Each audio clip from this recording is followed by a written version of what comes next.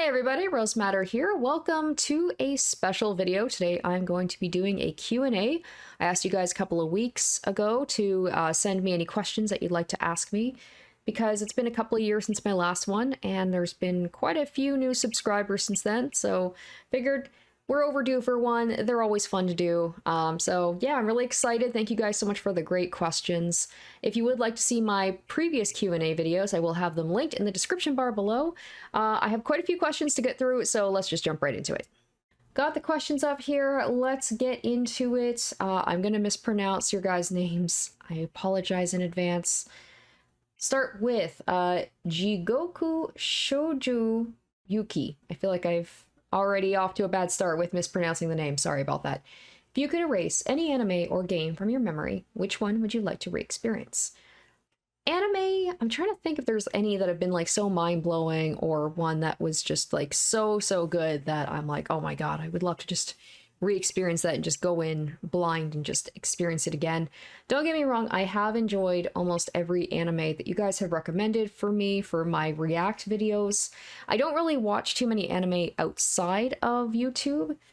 I don't know. I like what comes to mind for me is probably the most enjoyable one. It's nothing that was like mind-bending or like shocking. But Bocchi the Rock was, I think, the one that I enjoyed my experience with the most. It was just very lighthearted. It was very delightful. It was a very easy watch.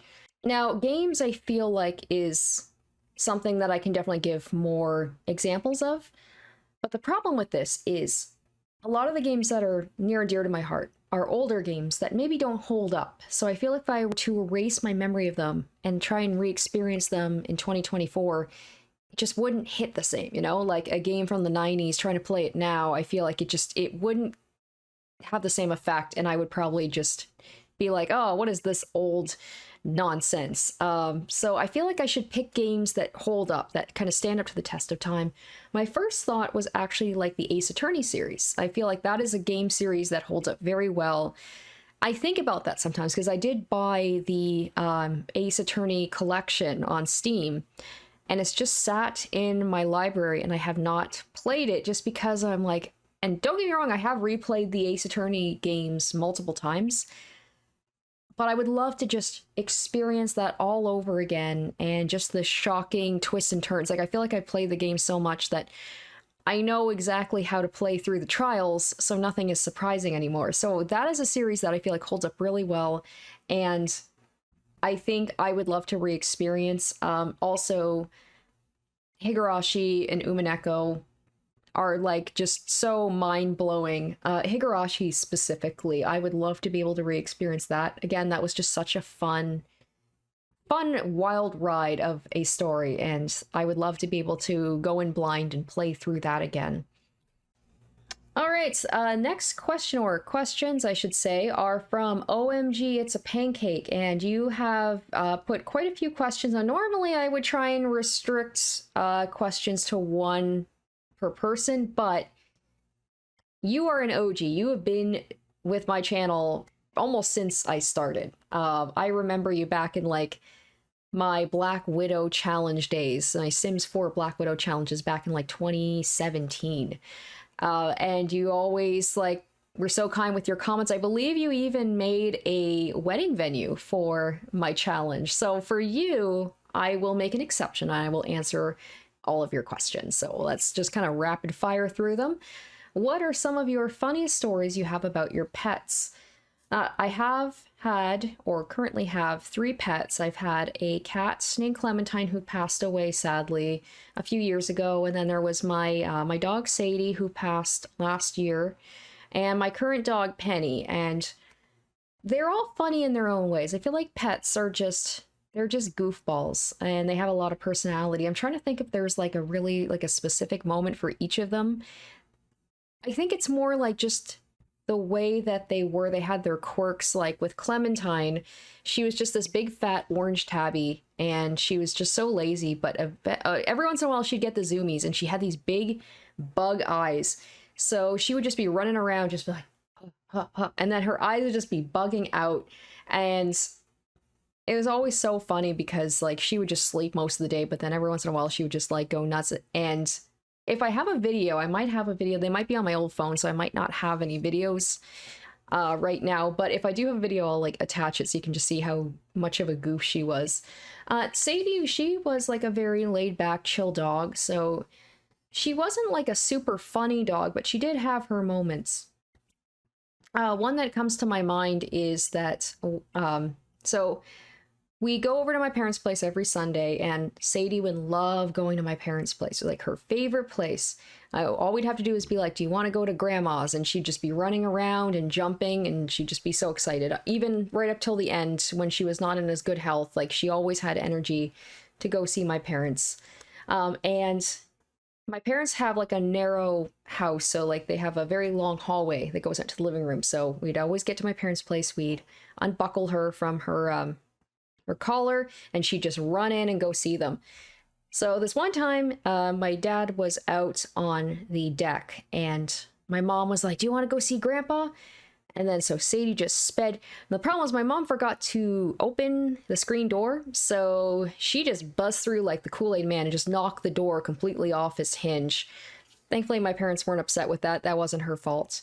Another thing that Sadie liked to do, and we joked that she was like Morgana from Persona 5, is she would tell us it was bedtime. Like my husband and I would be out in the living room, and she would just come up to us and just stare at us like, okay, it's time to go to bed, guys. So we'd be like, no, Sadie, we're staying up. You go ahead. So she would go into the bedroom.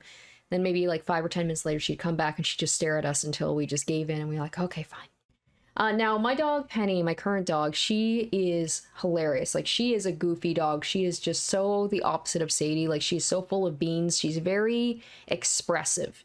She's a very expressive dog. Like, she will let us know if she is not happy or if she is happy. She doesn't, like, really bark. She just kind of makes, like, noises. She'll make, like, little growling noises. She makes kind of like, oh, whoa, whoa, whoa, like, kind of whining noises. I have some video, so I'll put some of those in. If I have any of her, just kind of, the funny thing is like she, if we ask her to do tricks, she'll do them, but she'll be complaining a lot of the time. Like if we ask her to sit, give paw, she'll just kind of be like, ruh, ruh, ruh, ruh, as she does it. It's just so funny. Paw? What? Any other paw? Did you say pretty? And she, we have kind of inadvertently trained her to be very protective of me. I think she's always been a little bit protective, but like my husband will go and like tickle me, or like he'll just do stuff. And if I make a noise, like a yelp or a noise, she just comes running in between us. She will like basically jump on me or in front of me, and then she'll kind of mouth at my husband's hands to be like, hey, knock it off. I don't think she'd ever hurt my husband, but she basically is telling him like, hey, leave mom alone.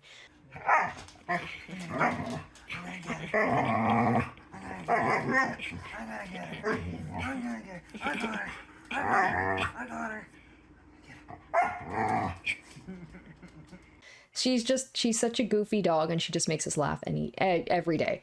I said I was going to be quick. That was the first question, and I'm just rambling. I apologize. If you ask me about my pets, I just won't shut up. Okay, let's get to the next question.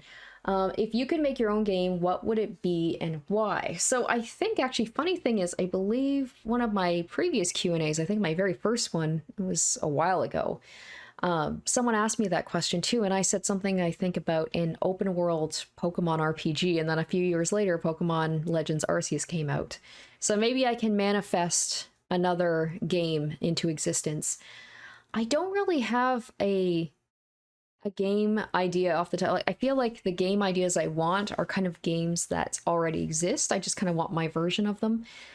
Now, a game that I did want that seemed very kind of up my alley that I would love that unfortunately got canceled is Life by You, which was supposed to be kind of like a Sims-like game, but it looked really complex. It looked like it had a lot of features that the Sims games don't have.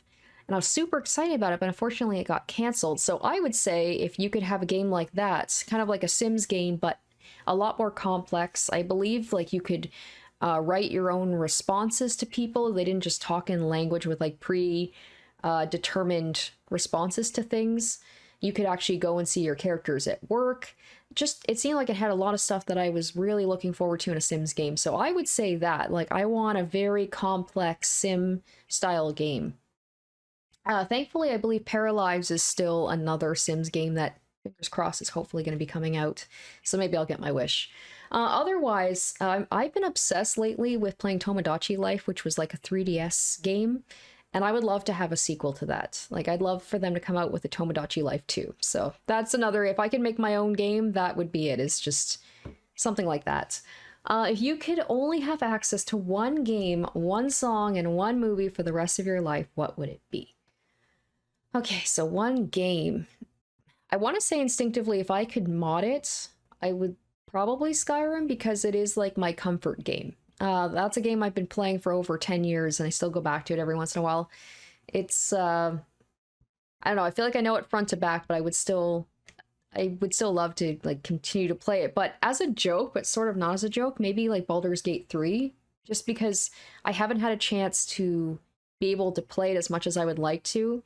And that game just seems like it is so chock full of content that I feel like I would be entertained. I would be able to do like play that game for years and years and years and not see everything. And then there's also going to be modding coming out, I believe, in September. I think they're going to be allowing more like modding access or opportunities. So you could just like do so much with that game. So one song, oh my gosh, it's tough. I feel like any song that you have to listen to exclusively, you would just get sick of.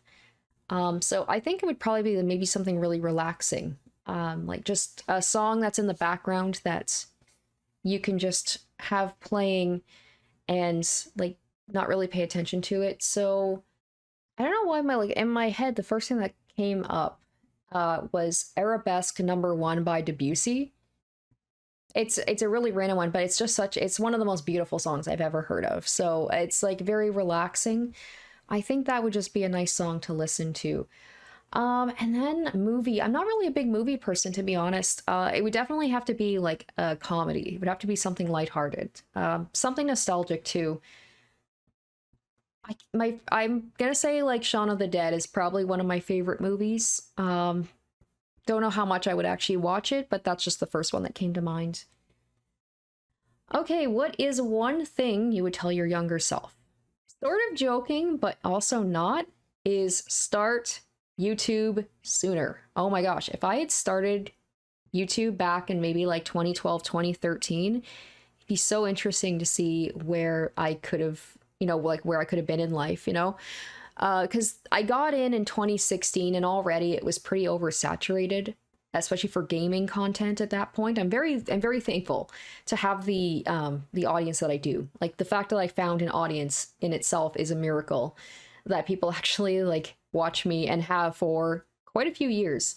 But back then, like 2012, 2013, it felt like new. It felt like there wasn't as much content out there. So if I had been able to get in at that time, especially like with a niche like content like I do, the visual novel stuff mostly, and like story driven things, done let's plays there, like I am thinking I could have done so well, like so well. I could have made, like I could be retired by now, although I don't know if I would want to be retired because I love what I do. It would just be so cool to like make this full-time job and make like good money from it. Because I'm just thinking of like the not to say I would ever get on the same levels like PewDiePie or whatever, but like that, I'm thinking like that's kind of like back in that day, that's who was really big back when he was doing like gaming content and like reacting to stuff, right? So I feel like if I played stuff that was very reactionary, like story-driven games, maybe horror games, yeah, I think I would have done really well. So it's interesting to think about, right? But on that note, I guess on a more general thing is just to be more confident in myself and to kind of like take risks and take chances, because I did want to do YouTube back then, but I was scared to. I just wasn't sure if anyone would watch me. I did, if anyone would care about what I had to say. So if I could have just kind of thrown caution to the wind and just been like, you know what, just do it. And if it doesn't work out, it doesn't work out. Especially because back then, 2012, 2013, I was kind of like in between jobs at the time. So I had like a lot of free time. So that would have been the perfect time to get on that. But oh well, it is what it is. Okay, if you had to pick a horror video game that you have played to be stuck in, which would it be? Oh boy. I can definitely tell you some games I definitely would not want to be in. Is like games where it feels hopeless, like you can't win, you can't survive, like things like Fear and Hunger, or like I know World of Horror you can, but just the idea of like these giant like Lovecraftian creatures that can destroy the world, it feels a little bit like daunting. So I feel like something that's a little bit more survivable. My first instinct is to say like Until Dawn. I feel like you could survive that as long as you're not stupid, you play it smart, and you just like keep your wits about you. I feel like I could survive that. So that'll be my pick. So yes, thank you so much, OMG. It's Pancake, for all of your questions, and thank you for being with the channel for so long. All right, well, kind of piggybacking off of one of those questions, I kind of answered it a little bit already. Matt Kim 96, what inspired you to start uploading Let's Plays? Did any other Let's Players in particular inspire you? I believe I did answer this question in one of my previous Q&As, but you know, I'll definitely say it again. It's kind of a petty reason why I started YouTube is actually because my brother started a YouTube channel before I did. He focused more on vlogs and challenges and things like that, like telling stories. And I always knew, you know, like YouTube is not a professional thing. You can definitely make it professional, but a lot of the times it's just regular people talking to a camera. So when I saw him do it, I was like, oh, okay, yeah, so literally anybody with a camera can do this. And I'm very competitive, especially with my brother, so I wanted to make a channel too, and I wanted to be better than him. So that's really my petty ass reason for starting a YouTube channel. And also I was always interested in doing it. That was just kind of the push that I needed to actually get off my butt and start it. As for a specific Let's Player that inspired me, I can't say even back in 2016 I watched a lot of Let's Players. It was more if a game was interesting to me and I wanted to see a playthrough, I would seek out Let's Plays of them, but there weren't really any particular people.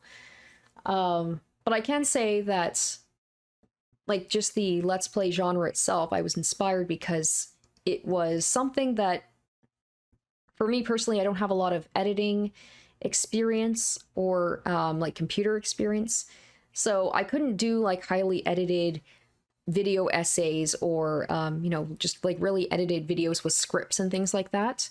But I'm like, a Let's Play is something I can do. That's a nice easy way to kind of ease into it. So that is what inspired me.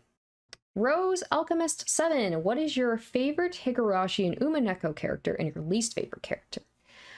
So okay, for Higurashi, my favorite character I would say would be, I like Mion. Mion's probably my favorite, and I like Sadako. Those are my two favorites, I would say. Oh, and Akasaka. I feel like I have to say, give a shout out to my boy Akasaka, or else people will comment and be like, no, you forgot about your husbando. Least favorite, I don't think there's any like least favorite characters. Even the characters that could be seen as kind of a villain, the characters are also three-dimensional, that I don't see anybody as like truly an evil person. And I don't want to like cheat and pick like a side character or someone that doesn't have a sprite, so I'll just say like maybe of the kind of main cast, my least favorite would be, oh god, I hope I don't get too much hate for this. I found Hanyu a little bit annoying. Mostly her voice was just, I don't know, like the ow ow ow thing. I was like, oh, I don't really care for that all that much. And maybe like Oishi, he was okay. He's like a fine character, but he's just kind of like the worst of the best. Umineko, my favorite character, it's a little cliche, but Battler, he's my favorite. He is my favorite main character in a visual novel. He's so great. I love him. Least favorites is, oh, I apologize if you heard that. My dog is just snoring in the background. She's having a dream in the background. Anyway, sorry, I got distracted. I would say like Goda is probably my least favorite. I'm not going to say, I'm sure a lot of people would think that I would say, sure a lot of people are expecting me to say George. I've kind of softened up on him, but yeah, I would say like Goda or Erica. Like Erica was entertaining for sure, but I also found her to be very annoying. Lyak Sing 1238 asks, when was your love for video games started? It's early.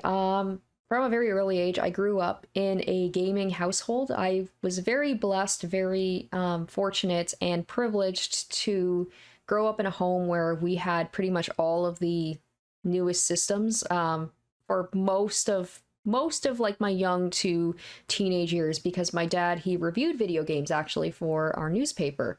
So he had like all the new systems, the games, all that stuff. So I've grown up with games. I have like my kind of my earliest memories are playing like Super Mario 3. I remember playing Sonic and the Lion King on, it was the Sega handheld. I believe it was called the Nomad.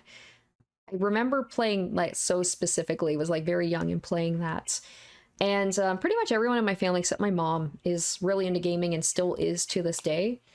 And then like just remember my dad playing scary games that I was too afraid to, and my brother was too afraid to, like Resident Evil.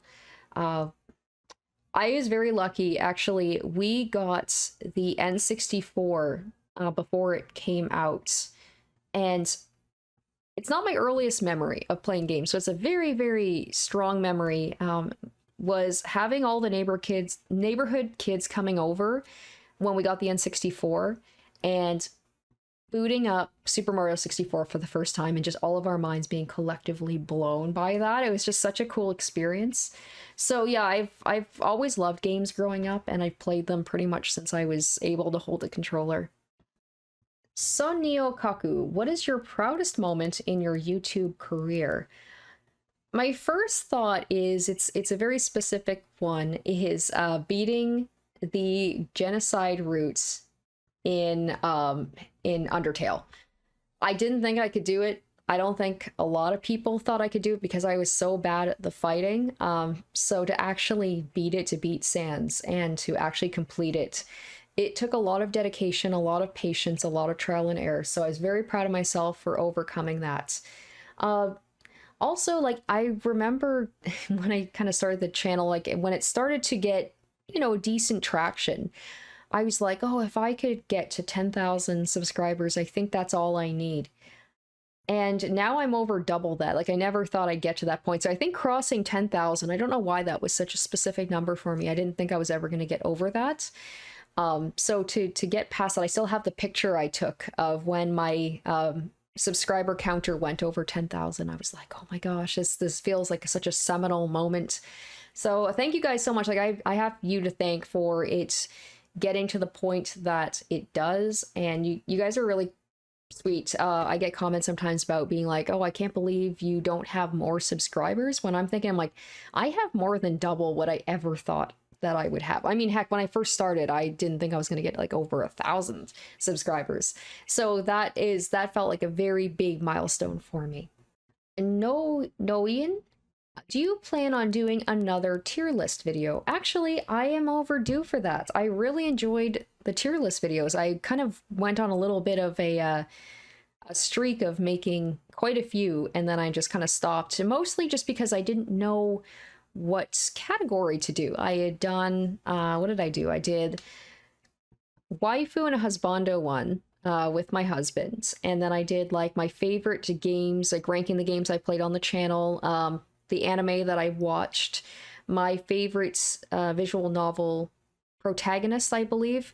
So if you guys do have any recommendations for like tier list, topics that you'd like me to do, please let me know in the description, or sorry, in the comments. I would be totally down to do another one. They're a lot of fun. It's just a matter of like, I just don't have any ideas of what to do for them right now. So feel free to let me know. Cricket3790, I love your snack tasting videos you did back then. Do you have any plans on doing another one? Actually, thank you for reminding me about that.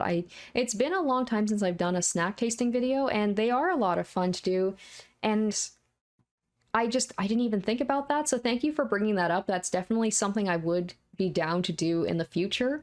And especially now in my city, there are so many more places where I can get like Asian snacks and food and drinks and all sorts of stuff. Like, there's been so many stores that have opened up recently, so I have access to a lot more than I did back then. So I'm totally down. If you guys would like to see another one, you can also let me know in the comments if you have any suggestions for any snacks or food or drinks that you would like to see me consume and try out. You can feel free to let me know.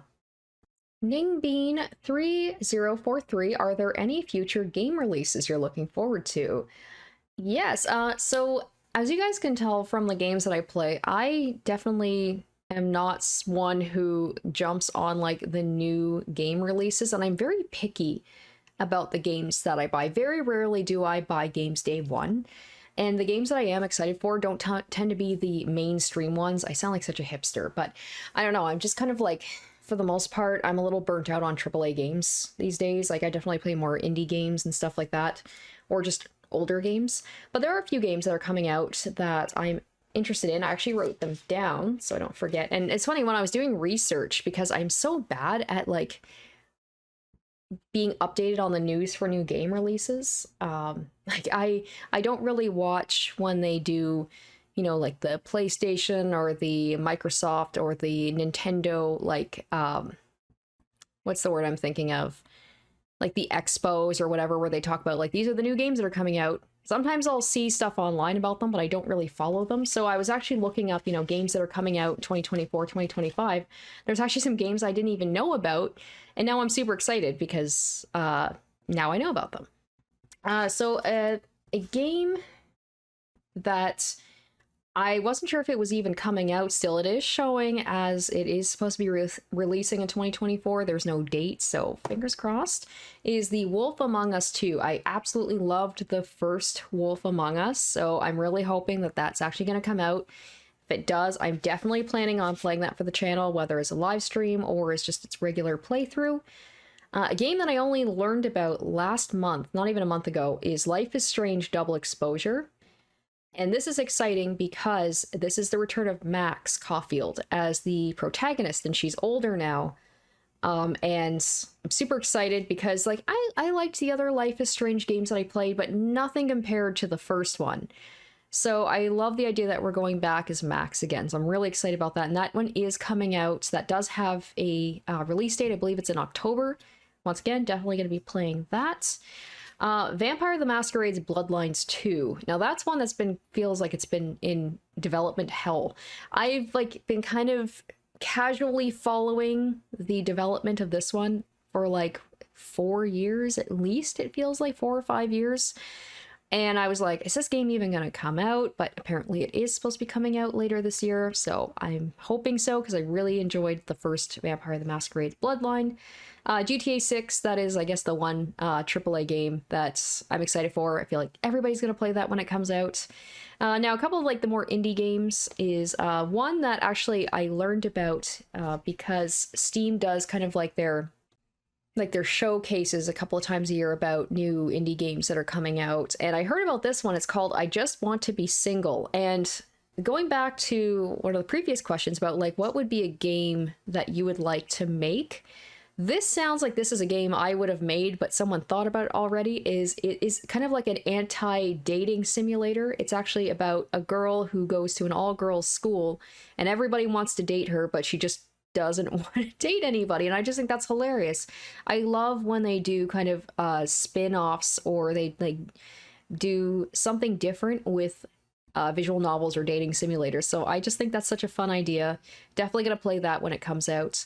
Nirvana is the sequel to Valhalla, which is a game I played on the channel. It is like a cyberpunk bar simulator, and I really enjoyed it. I've had Nirvana on my Steam wishlist for a long time. Unfortunately, still no release date yet, so I'm hoping that one will be coming out. And I mentioned this game earlier, Paralyzed, which is kind of like a sim-like game, but it's being developed by somebody other than EA. So fingers crossed that Paralyzed does not get canceled as well. Super excited for that one. Oh, I meant to answer this question earlier because I mentioned Boulders Gate before. Isilionelle, will you continue Boulders Gate 3? So I did do a noob tries Boulders Gate like a month and a half ago, and I really enjoyed it. I had a fun time with it. And I was talking about how I wanted to do maybe more Boulders Gate content. And I just haven't. It's, I feel bad. It's just I haven't really had time. It's just Baldur's Gate is just such a dense game. It's just hard to find the time. I was talking about maybe doing like an asshole run version where I basically play just a total jerk who picks all the worst choices, the dialogue choices. Maybe doing like a Dark Urge run as well. It's just finding the time for it, and I would like to just be able to play, like just do a normal playthrough for myself. But my husband is over 100 hours in, and he's like, I think he just got to the third act. So it just feels like very overwhelming. I just wish I had more time to play it. Gonzalo Aroju 2101. We know that you love video games, and now we can see that you are enjoying anime, but do you like TV shows? I don't really watch TV shows. It's funny, I don't know why I'm like this, why I don't really watch TV shows and movies. I can watch like 4 or 5 hours of YouTube content a day easily, but it's just so hard for me to sit down and watch a TV show or a movie, and I don't know why. I think especially with a TV show, it feels like such a big time commitment. Whereas like usually with YouTube videos, unless you're watching a series, it's just basically like a one and done. It's its own kind of like self-contained thing, and then you can move on to something else.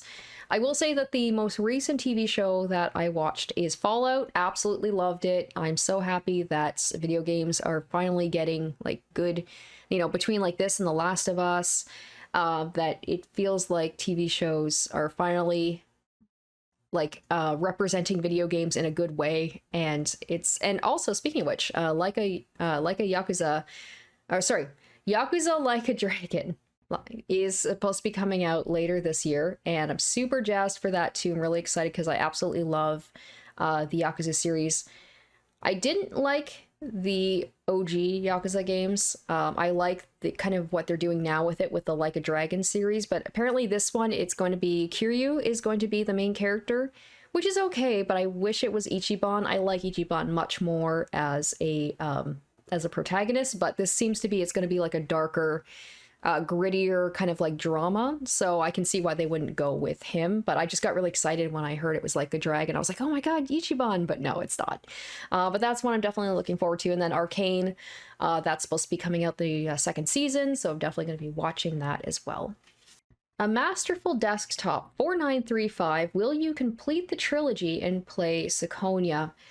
It's tricky because unfortunately Seonia seems to be basically dead in the water. I don't want to say that, but there hasn't been any updates on it for a while.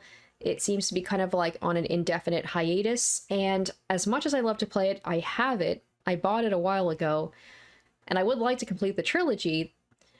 I don't know how I feel about the idea of playing a game that isn't finished and may never be finished. It feels kind of like gaming blue balls that were never, you know, if I get super invested, which I probably will because I've been invested in like the other games in the trilogy, is I won't get a conclusion to it, and that would just be so frustrating. So I can't say for certain that I will never play it. I'm just really hoping that we will get an update about it so I can kind of like make a decision about whether I should start a playthrough of it. Okay, so with that, it is now time to move on to my Patreon questions. Sasaki Heisei, what direction do you see your channel going moving forward? More specifically, do you see yourself playing longer JRPGs like Persona 3 again, or are you thinking of sticking with shorter games and visual novels? So unfortunately, I probably will be sticking with shorter games. Don't get me wrong, I really enjoyed my time with Persona 3. It was such just a time investment. Like even making the videos 2.5 to 3 hours long, it still took me a long time to finish it. And then on top of the like 3-hour long videos, there was the few hours that I didn't put in the videos, which were like grinding, right? Because with JRPGs, you got to grind. So I was doing like 5-6 hours a week playing and editing Persona 3.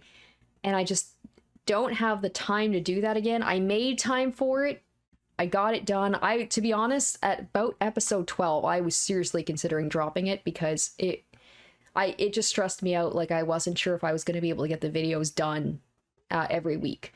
But I saw it through to the end. I'm happy I played through it. Very much enjoyed it, but I don't think I'll be doing that again. And also, to be honest, it wasn't super popular. Like it was popular at the beginning, and then it just, you know, kind of crashed, but it's to be expected. It is a big time commitment to ask people to watch, so I don't blame people for that. But I think for my audience and my channel, I feel like shorter games and visual novels, that's what people want to see. So that's what I'm going to stick with. Nick, what are some interests that you have that you may have not outright stated or made obvious? Let me think. So I'm just trying to think if there's anything that maybe I haven't really talked about enjoying. I do like gardening. Actually, we do have a garden on the balcony right now. It's doing really well this year. I think it's probably the best one that we've had. It's just, it feels like every year we get a little, my husband and I get a little bit better with gardening, and it just is so satisfying. Like, not just like going through the dirt and planting things and taking care of them, but just to see the fruits of our labor, especially because we are literally growing fruits and we are like creating things that we can use. And it's just really nice to sit out on the balcony surrounded by all of the greenery. It's just really nice. So that's nice. Baking, I'm a pretty good baker. I don't do it as much as I would like to, but I do enjoy that. I just sometimes get into weird kind of rabbit holes of like deep diving into certain topics. I will just see a video on YouTube or something and I'll be like, oh, that sounds interesting. And then I click on it and then all of a sudden now I'm watching a bunch of other stuff about it. So I remember when COVID was like really, really bad, it was like a weird thing that kind of made me feel better to do was to watch videos and like listen to podcasts about plagues. I got really into like the history of the Black Plague for some reason. And I don't know, I think it was a thing that made me was like, you know what, it's been worse. We've had worse and people have come out of it, and we have like bettered society for it. So it was like a weird thing. It was like a morbid thing to do, but it did make me feel better to kind of understand this stuff.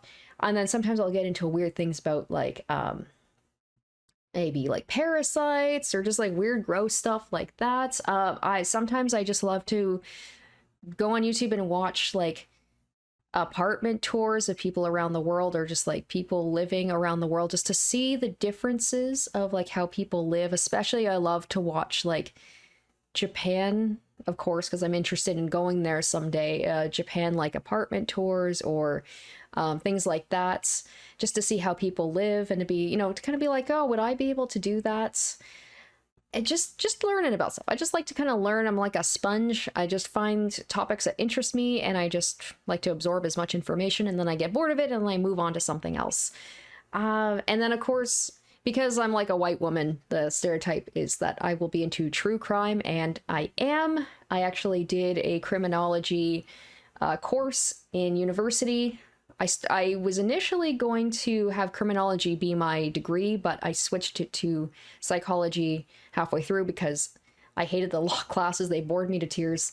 But I've always been interested, actually, as a kid. You know, like I remember being like 8 or 9 and watching like cold case files and stuff. So I've been always kind of interested in morbid stuff. I've backed up on it a bit.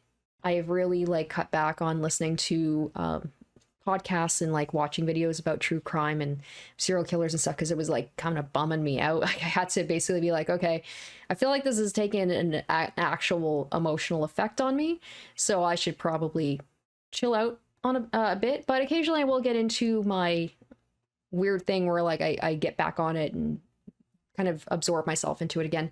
And then animals, of course, I love animals. I don't know if that's very surprising, but yeah, I think that's about it. I'm kind of a boring person, so I don't know if there's anything else that I can think of that I'm like super interested in that would be like surprising. Revealing Storm, what was the first anime you fell in love with as a kid? This, I didn't even have to think about it. It was Sailor Moon. That was the first anime that I watched as a kid, and I was full on into it. I was the right age. I was, let's see, when did it come out? 95, 96 in Canada, I think. So I was at that right age for Sailor Moon, and I was full on into it. I had the little dolls. I had the wand. I was like absolutely obsessed. I drew things from Sailor Moon. Of course, later on, I got really into Pokemon and Digimon, really into card captors. I really liked my anime, like my magical girl anime apparently as a kid.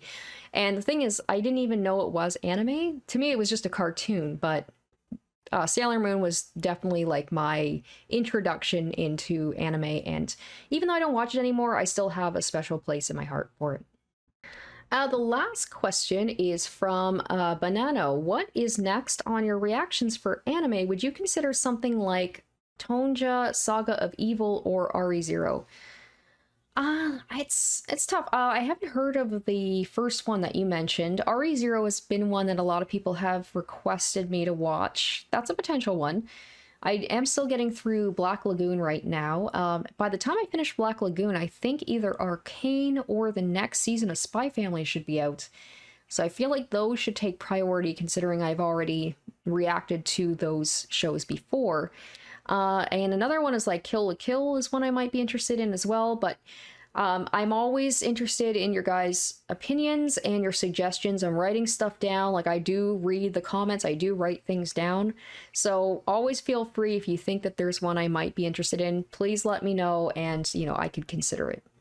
Okay, whoa, that was longer than I was expecting. If you did make it through to the end, thank you so much. Really appreciate that. Thank you for the great questions. If you do have any suggestions for things that I brought up in this video, feel free to leave them in the comments. Things like tier list video ideas, snacks you'd like to see me try, anime that you'd like to see me watch, upcoming games you think I might be interested in that I might not know about. Please let me know. I really value your guys' feedback. Thank you again for watching the video. Really appreciate it.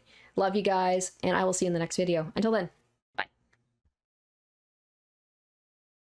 Shoutouts to my top tier patrons: Salieri, Revealing Storm, Amlife, Icognito, Saturn Sins, Doubless91, Harry Gazip, Kenju Storm, and Lynn's VA.